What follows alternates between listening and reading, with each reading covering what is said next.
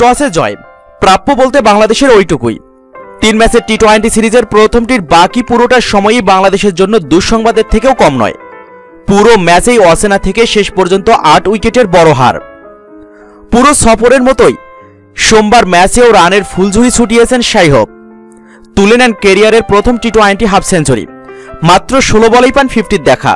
পরে 23 বলে 3টি 4 এবং 6টি বিশাল ছক্কায় 55 রান করেন। তবে বাংলাদেশের বোলার বা ব্যাটসম্যান কোনো পক্ষেই কিছুই করে দেখাতে পারেননি একমাত্র অধিনায়ক সাকিব আল হাসান ছাড়া। বাংলাদেশের হয়ে সর্বোচ্চ রান আসে সাকিব আল হাসানের ব্যাট থেকে। 43 বলে 61 রানের ইনিংস খেলেন তিনি।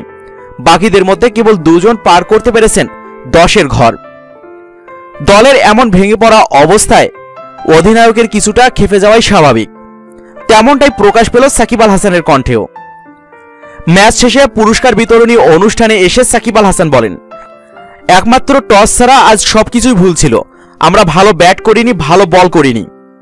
কমপক্ষে 175 রান করলেও টিকে থাকার মতো লড়াই করা যেত। কেন ভালো ব্যাটিং করিনি সেটা অন্যদের কাছে জিজ্ঞাসা করুন। আমি সবার হয়ে জবাব দিতে পারবো না। আমি শুধু বলতে পারি আজ কিছুই ঠিকমতো কাজ করেনি। আমরা যাই করেছি তা কাজ করেনি। এই ম্যাচ থেকে অনেক কিছু শেখার আছে আমাদের। এদিকে আজ সিলেট আন্তর্জাতিক ক্রিকেট স্টেডিয়ামের 3 ম্যাচ টি-20 সিরিজের প্রথম ম্যাচে মাঠে নামে বাংলাদেশ এবং উইন্ডিজ। টসে জিতে ব্যাট করতে নেমে মাত্র 129 রানেই অল আউট হয়ে যায় বাংলাদেশ জাতীয় ক্রিকেট দল। জবাবে ব্যাট করতে নেমে 10.5 ওভারেই জয় তুলে নেয় উইন্ডিজরা। বাংলাদেশকে 8 উইকেটে হারিয়ে টি-20 সিরিজে 1-0 ব্যবধানে এগিয়ে গেল উইন্ডিজ।